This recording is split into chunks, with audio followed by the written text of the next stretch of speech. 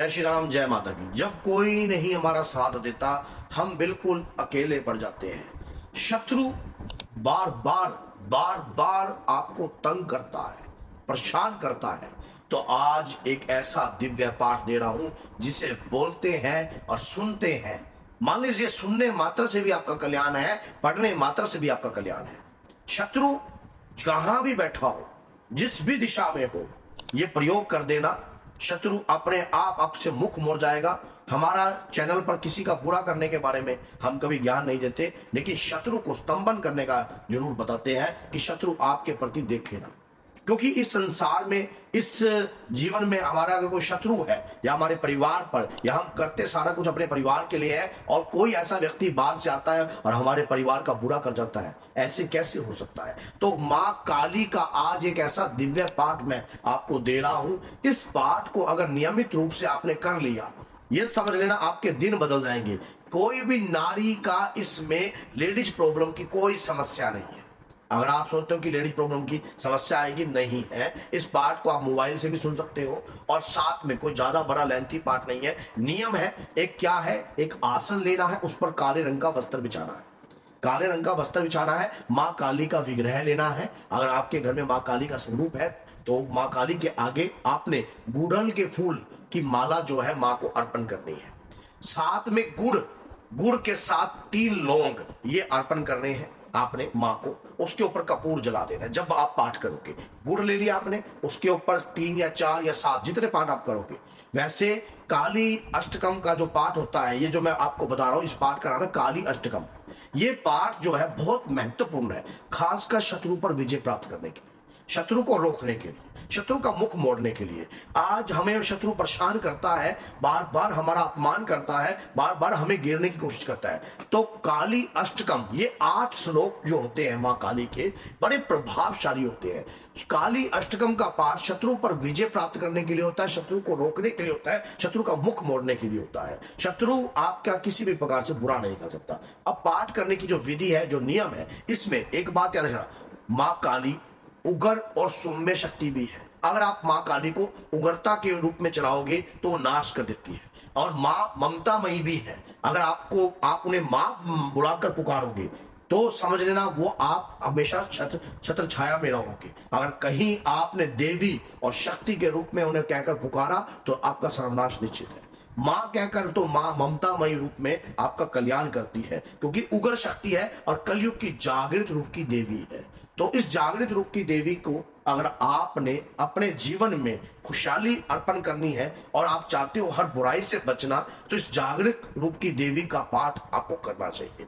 पाठ करने का एक समय होता है, एक नियम होता है। मैं सारा नियम आपको बताता हूं। जैसे काले रंग का आपने आसन ले लिया। अगर आप शत्रु को अपने से दूर करना चाहते हो तो पूर्व दिशा की तरफ जो है, उत्तर दिशा की तरफ जो है, आपको मुख कर पाठ करना चाहिए। एक तेल का दीप का दान दीजिए, कुछ उड़द के चने दाने ले लीजिए, और साथ में गुड़ का मैंने प्रयोग आपको बताया है, वो करना है आपने, और पाठ करना शुरू कर देना है। मां के अष्ट श्लोक जो होते हैं, इनको पाठ पढ़ने से ही आपके अंतर में एक ऊर्जा उत्पन्न होगी जो शत्रु का मुख जो है आपसे मोड़ देगी। अब मुख मोड़ने की बात आई तो मैंने मुख मोड़ना आपको बता दिया।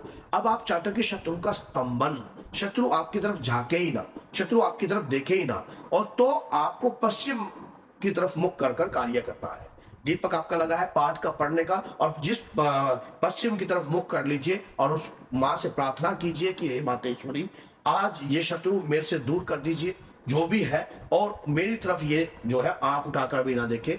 इसमें आपने थोड़े से जो है तिल लेने हैं और उड़द के दाने लेने हैं। पहले जो मैंने आपको बताया उड़द के दाने, ये कपूर के साथ जला देने हैं लास्ट में, जब आपका पाठ पूर्ण हो जाए तो लेकर आपने जला देना है कपूर के साथ। मां से प्रार्थना करनी है, 8 श्लोकों का पाठ करना है। ये काली अष्टम का पाठ करते करते कि हे मातेश्वरी, सामने वाला शत्रु मेरे से दूर हो जाए, स्तंभन हो जाए, और मेरी तरफ किसी भी प्रकार का प्रयोग जो है मानो ना कर पाए।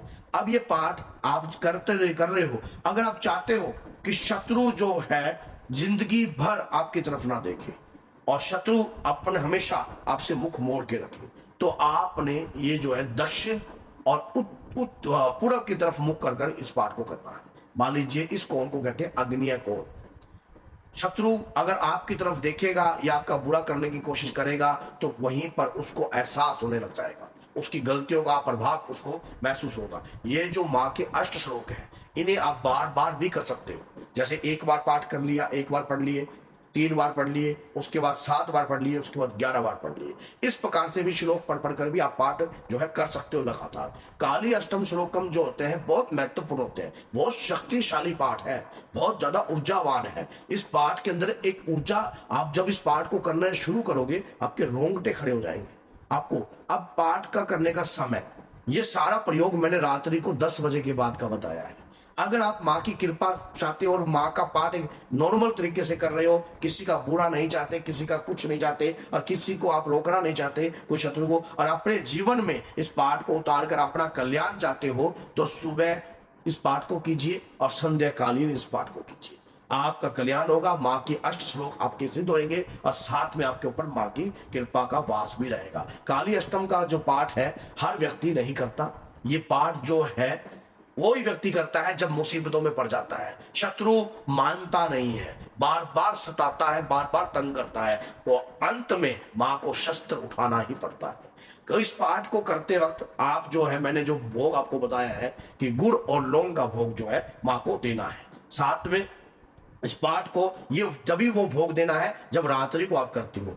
दिन में अगर आप ये पाठ करते हो तो आप पतासे के ऊपर जो है आप ये 3 लौंग रखकर भी माँ को अर्पण कर सकते हो कपूर के साथ, और माँ से प्रार्थना कर सकते हो कि हे मातेश्वरी, मेरी संतान के लिए मैं ये पाठ कर रही हूँ, मेरी संतान के कार्यों में कोई अड़चन ना आए, मेरे पति के कार्यों में कोई अड़चन ना आए, मेरे परिवार में किसी भी प्रकार की दुविधा ना रहे, मेरे परिवार में कोई दिक्कत समस्या ना रहे। हे जगदीश्वरी, आप तो सब जानती हो, मेरा परिवार आपकी शरणागत है और मेरे ऊपर किसी भी प्रकार की दृष्टि गलत शत्रु की ना पड़े। हे माँ, मैं अगर पाठ करते वक्त लास्ट में क्षमा पान आवश्यक है इस पाठ में, जैसा मैंने आपको बोला कि माँ काली धरती की जागृत और उग्र रूप की शक्ति है, तो एक बात है क्षमा पान। हे माँ, मुझे क्षमा करना, मैं पाठ करने की विधि को नहीं जानता, मैं तंत्र के ज्ञान को नहीं जानता, मैं मंत्र के ज्ञान को नहीं जानता। इस पाठ को अज्ञानतावश, भूलवश अगर मेरे द्वारा कोई त्रुटि होती है या कोई गलती होती है तो हे जगदेश्वरी, हे मातेश्वरी, मुझे क्षमा का दान देना। मैं ये पाठ कर रहा हूँ या कर रही हूँ। आपकी लाइफ समझ लीजिए इस पाठ के बाद बदल जाएगी। इस पाठ को सच्चे मन से कीजिए, और इसको अगर आपको शुरू करना है किसी भी अष्टमी से शुरू कर दीजिए, 14 पर शुरू कर दीजिए। शुरुआत में ऐसे दिन से शुरू करने से उस वक्त से ही कृपा स्टार्ट हो जाती है। तो आप कभी भी इस पाठ को कर सकते हो, 21, 41, 11 और ये दिन आप ले सकते हो। आप संकल्प लेकर भी इस पाठ को कर सकते हो। अगर संकल्प लेकर करते हो तो ब्रह्मचारी अनिवार्य होता है। तो ये बात रखना कि पाठ है उत्तम और आपको जीवन को बना देगा बहुमूल्य और शत्रु का कर देगा स्तंभन। तो बोलिए जय सीताराम, जय श्री बालाजी महाराज। वीडियो को 10 लोगों तक जरूर शेयर कीजिए, चैनल को सब्सक्राइब कीजिए। तो बोलिए जय माता की, जय माता।